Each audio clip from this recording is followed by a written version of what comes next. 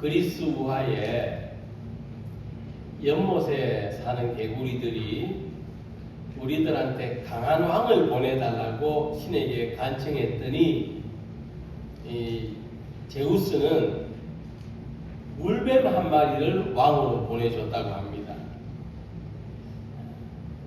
개구리들은 드디어 우리들한테도 힘센 왕이 생겼다고 좋아했는데 한 마리 한 마리 물뱀의 먹잇감이 되고 말았다는 것입니다. 이런 이야기처럼 세상에는 강한 힘을 가진 존재가 다스려 주기를 원하는 사람들이 있습니다. 어려운 시대일수록 이런 열망은 강했습니다. 특히 예수님 시대의 이스라엘 백성들이 그랬는데 그들은 바벨론 포로에서 해방된 후에 다시 마케도니아 제국과 로마의 식민지를 겪으면서 강한 힘을 가진 지도자가 있었으면 하는 열망을 더 크게 가졌습니다.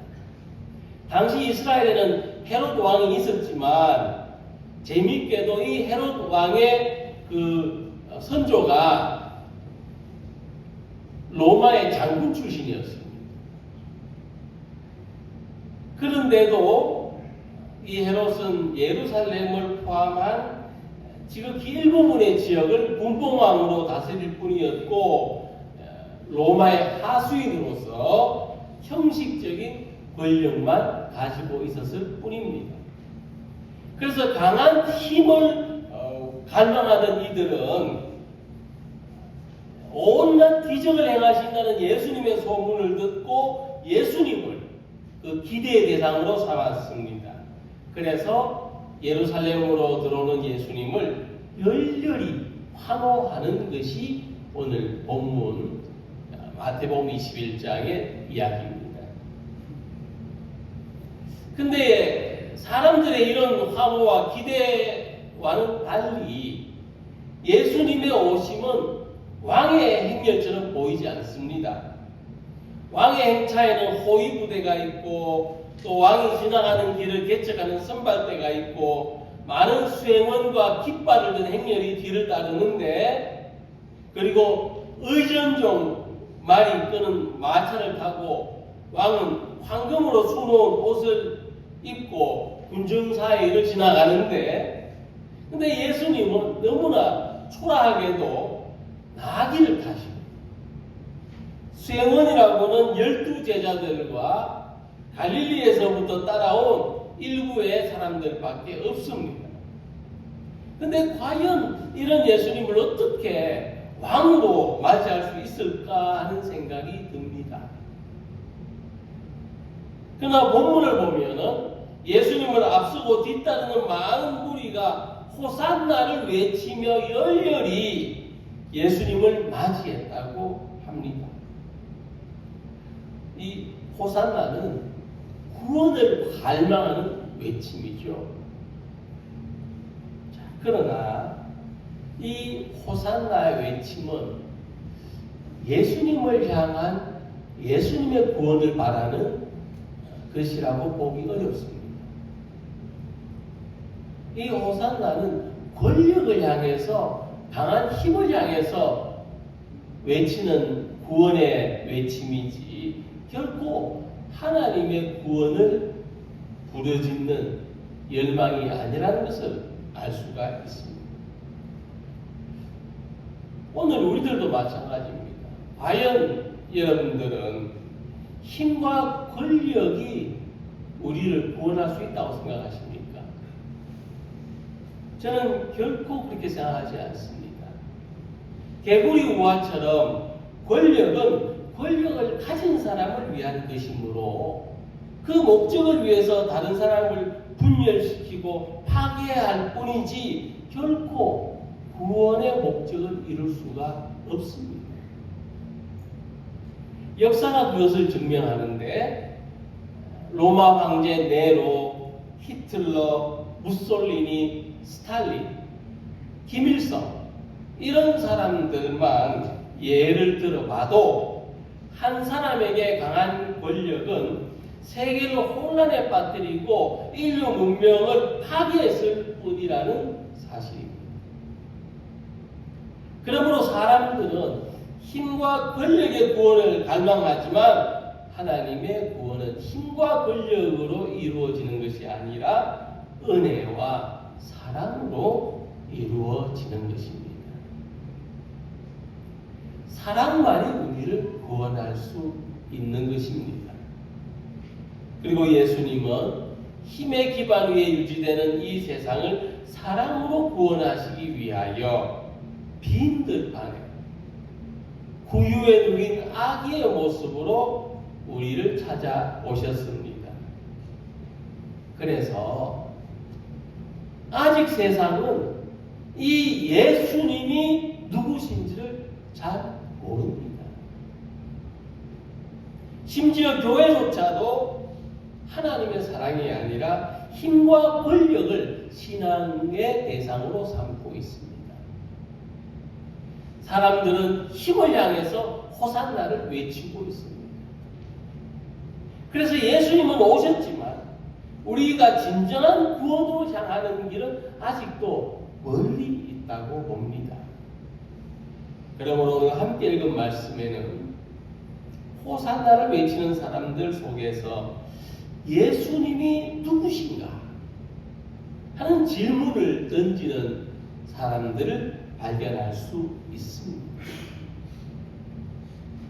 이는 누구냐? 예수라는 사람은 누구냐? 뭐 하는 사람이냐? 그래서 오늘 성탄절에 우리는 예수님은 누구신지를 생각해 보고자 합니다. 우리의 믿음에서 예수님은 어떤 분이며 어떤 모습이신가? 이 질문을 생각하면서 말씀 속에서 함께 답을 찾아보는 시간을 가지겠습니다. 먼저 예수님은 누구신가에 대한 대답은 갈릴리 나사렛 출신의 사람이라고 하는 것입니다. 11절에 보시면 무리가 이르되 갈릴리 나사렛에서 나온 선지자 예수라. 자, 이 갈릴리는 좀 더 큰 행정구역이고 나사렛은 갈릴리에 속한 한 마을의 이름입니다. 이곳은 예수님이 자라신 곳이고 예수님의 출신, 예수님의 고향을 가리키는 말입니다. 근데 복음서에 보면은 이 갈릴리 나사렛은 소외된 지역을 일컫는 말이고 사람들이 무시하는 동네입니다. 여기 출신이라는 사람들이 일단 이러고 바라본다는 겁니다. 마태복음 4장 15절 보면은 스불론 땅과 납달리 땅과 요단강 저편 해변길과 이방의 갈릴리 되어 있습니다. 이 말씀에서 갈릴리는 이방의 갈릴리라고 불렸습니다. 갈릴리의 수식어입니다. 이방인의 땅. 유대인들에게 이방인은요, 다른 말로 하면은 개와 같습니다. 그들은 이방인들 개라고 불렀습니다. 이만큼 이방인들은 아주 극비하의 대상이고 아주 천시되는 그런 대상입니다. 정통성과 정결함을 대단히 중요하게 생각하는 유대인들에게 이방인들이 지배하는 이 갈릴리는, 그리고 갈릴리 사는 사람들은 더러운 오염된 그런 사람들로 인식되었습니다. 예수님은 유대인들의 기준에서 출신이 좋지 않았습니다. 그래서 예수님의 제자 빌립이 친구 나다나엘에게 예수님을 소개하면서 갈릴리 나사렛에서 오신 분이라 했더니 나다나엘이 자기 친구인데 이렇게 말합니다. 나사렛에서 무슨 선한 것이 날 수 있느냐? 좀 조롱하는 듯한 말이죠. 나사렛에는 선한 게 날 수가 없어요. 그럴 수 없는 동네입니다. 그런데 이 권력은 출신과 밀접한 관계가 있습니다. 태어난 지역, 졸업한 학교, 주변 친척과 인물들이 권력을 가진 사람들끼리 서로를 연결하는 중요한 고리입니다. 지금도 이런 연결고리에 의해서 집단화된 소수의 사람들이 권력의 핵심이 된 것을 볼 수가 있습니다. 어떤 영화를 보면은 이런 유명한 대사가 나옵니다. 경찰 생활을 하다가 열심히 공부를 해서 검사가 됐어요. 초임 검사가 돼서 뭔가 의욕적으로 일을 해보려는 이 주인공이 어떤 그 일을 수사하는 과정에서 문제가 생기니까 부장이 이 주인공을 잘라내면서 꼬리 자르기를 하면서 모든 책임을 떠넘기면서 이렇게 말합니다. 그러게 잘하지 그랬어. 아니면 잘 좀 태어나든지. 예나 지금이나 이것이 현실입니다. 잘하든지 잘 태어나든지. 그래서 갈릴리 나사렛 출신의 예수님은 그 시대에 권력에 의해서 소외된 구세주셨다. 권력이 소외시킨 주님이었습니다. 그런데 여기서 중요한 한 가지를 발견할 수가 있는데,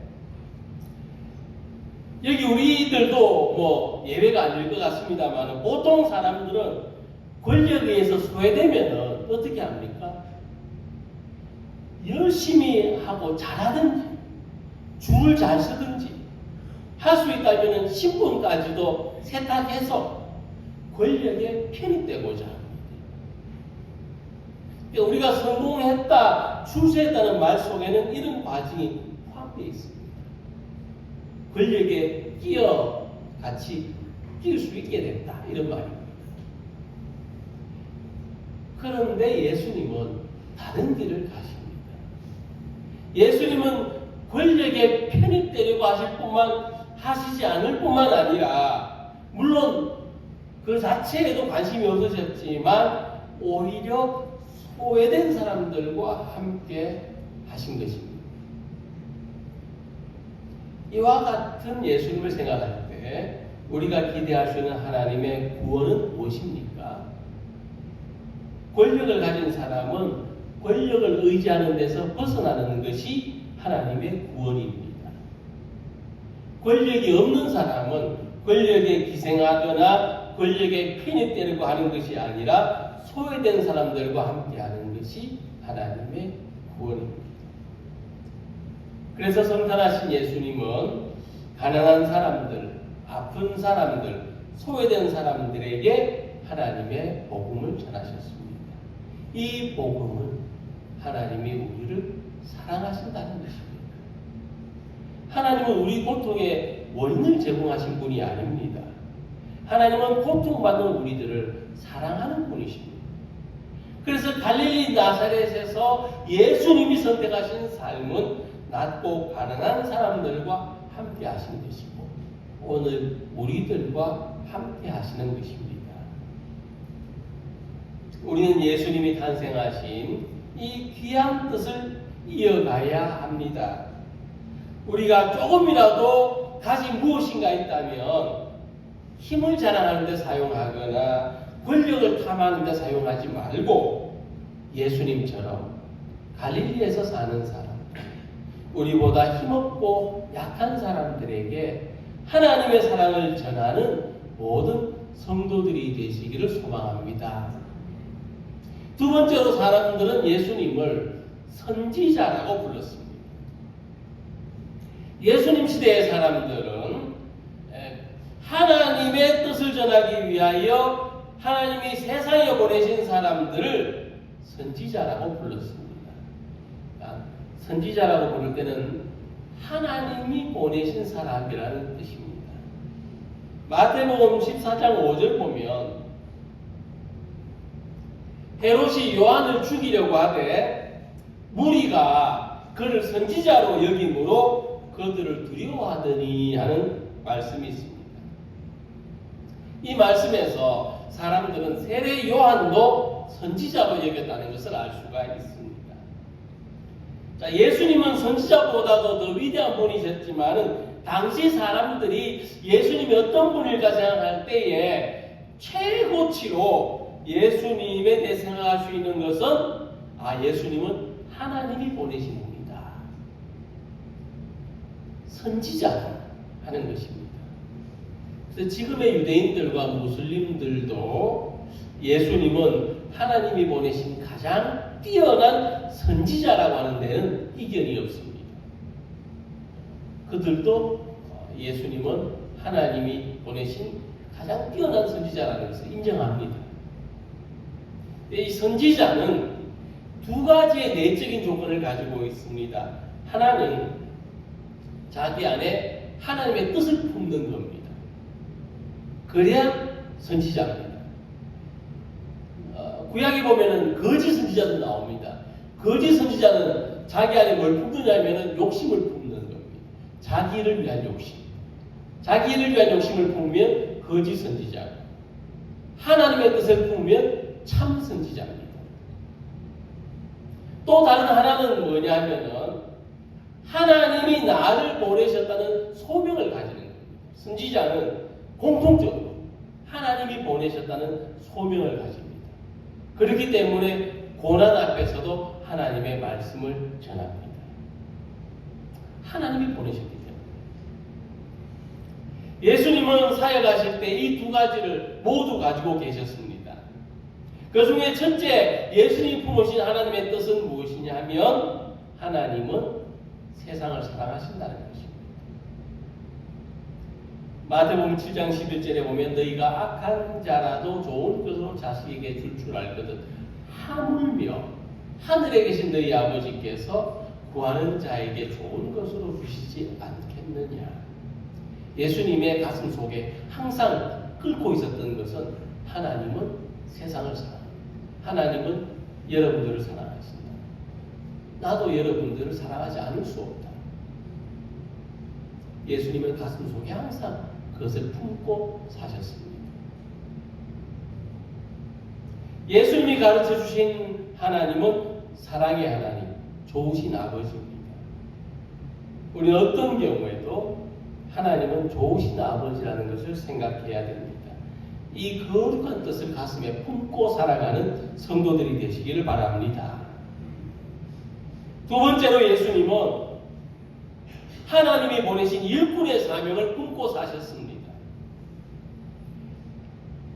마태복음 28장 18절에 말씀하시기를 하늘과 땅의 모든 권세를 내게 주셨다고 했습니다. 예수님은 하나님이 주신 권세로 사셨습니다. 기적을 행하셨고 가르치셨습니다. 그래서 구약의 대표적인 선지자는 엘리사라고 들 수 있는데 이들은 아합의 폭정에 대항했고 신약의 세례 요한이 헤롯의 비리를 비판했습니다.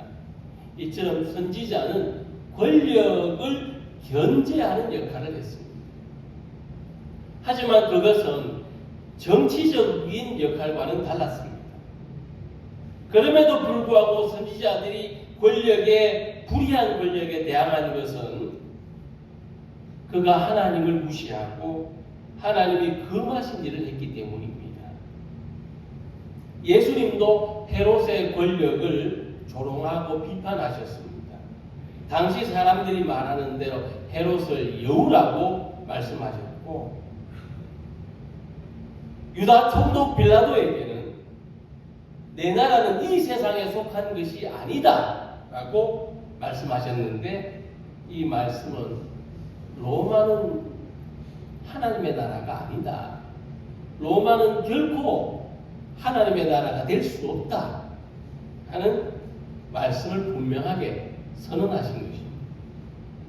왜냐하면 하나님의 나라는 힘과 권력으로 세워지는 나라가 아니라 아버지의 사랑에 의해서 이루어지는 나라이기 때문입니다.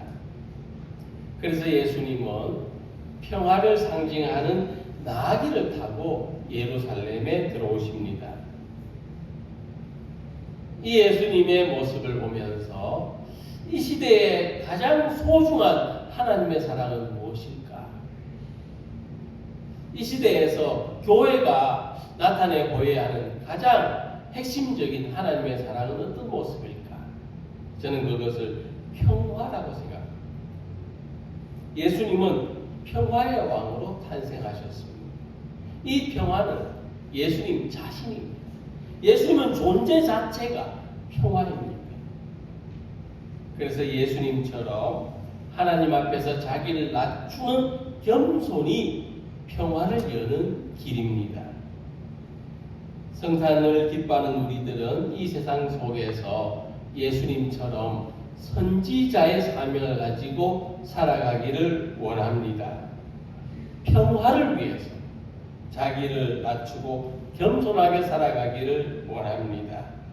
오늘 성탄을 맞이하는 우리들은 내 안에서 평화가 나오기를, 나로 말미암아 평화가 이루어지기를 원하는 사람들이 되셔서 예수님이 우리를 부르시는 이 귀한 뜻을 이루는 성도들이 되시기를 소망합니다. 그리고 이 사람이 누구냐 하고 묻는 질문에 우리들은 이렇게 말했습니다. 예수라. 그의 이름이 예수라는 것입니다. 마태복음 1장 21절에서 이 예수라는 이름의 기원을 찾아볼 수가 있는데 하나님께서 천사를 통하여 말씀하십니다. 아들을 낳으리니 이름을 예수라 하라. 이는 그가 자기 백성을 그들의 죄에서 구원할 자이심이라. 예수님의 이름은 구원이라는 뜻입니다. 예수. 하나님은 구원이시라. 지난 주일에 이 시대에서 구원은 무엇을 의미하는지 나름의 생각을 말씀드렸습니다. 첫째는 차별이 사라지는 것이고, 둘째는 영적인 자각을 가지는 것이고, 셋째는 즐겁게 사는 것이고, 예수님은 이 구원의 원인이 되십니다. 예수님으로 말미암아 이 세 가지의 구원이 오늘 우리 삶 속에서 이루어지는 것인데, 바로 이 구원은 예수님의 이름을 믿고 받아들이는 것입니다. 예수의 이름으로 살아가는 것입니다. 그래서 내 이름은 잊어버린다 해도 그 이름을 영원히 잊어버리지 않는 것, 예수가 구원이시다는 것. 그래서 우리가 영원토록 간직하고 살아가야 될 그 이름은 예수입니다. 20세기 초에 독일은 1차 세계대전에 패배하고 엄청난 빚을 짊어지게 됐습니다. 그리고 사람 5이 모여야 성냥 한 개에 불을 붙였다고 할 만큼 굶게 됐습니다.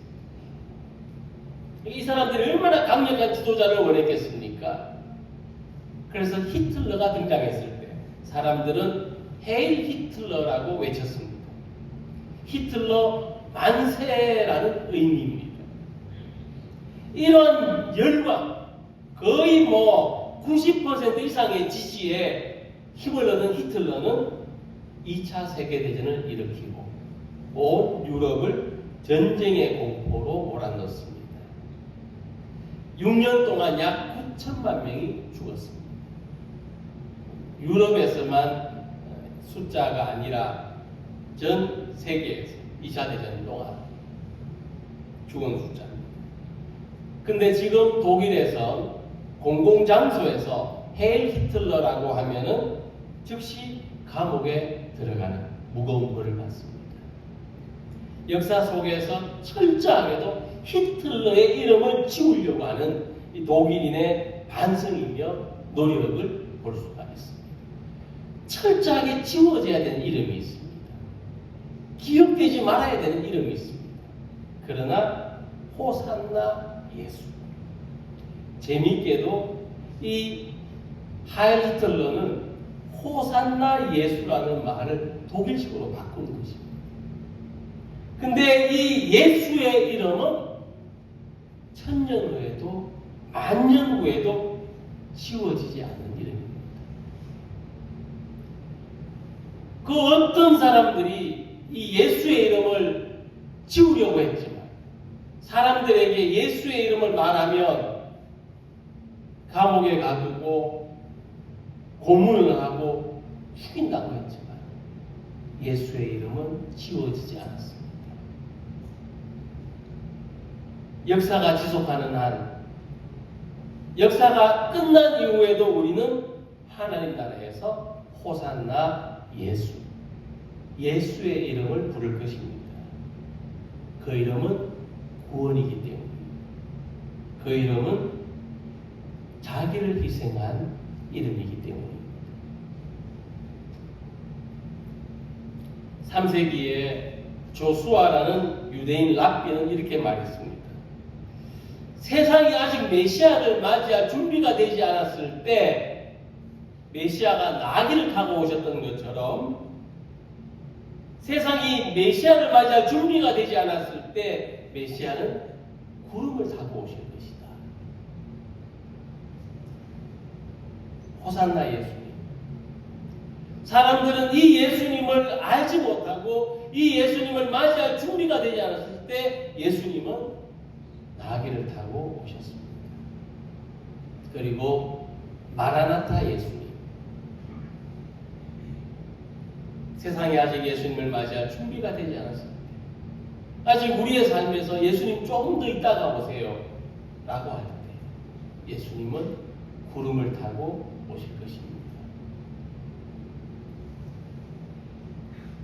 우리는 이 예수님의 이름을 믿는 사람입니다. 오늘 예수님의 이름이 우리에게도 하나님의 사랑이 되기를 원합니다. 오늘 예수님의 이름이 우리에게 하나님의 평화가 되기를 원합니다. 오늘 예수님의 이름이 우리에게 하나님의 구원이 되기를 원합니다. 오늘 사랑하는 성도 여러분들은 성탄을 맞이할 준비가 되셨습니까? 오늘 우리의 삶은 다시 오실 예수님을 맞이할 준비가 되어 있습니까? 구유에 탄생하신 예수님, 나귀를 타고 오신 예수님, 이제 구름을 타고 오실 예수님을 기대하며 호산나 예수, 그 이름 예수의 이름을 부르며 기쁨으로 맞이하는 2024년도의 성탄절이 되시기를 주님의 이름으로 기원합니다. 기도드리겠습니다.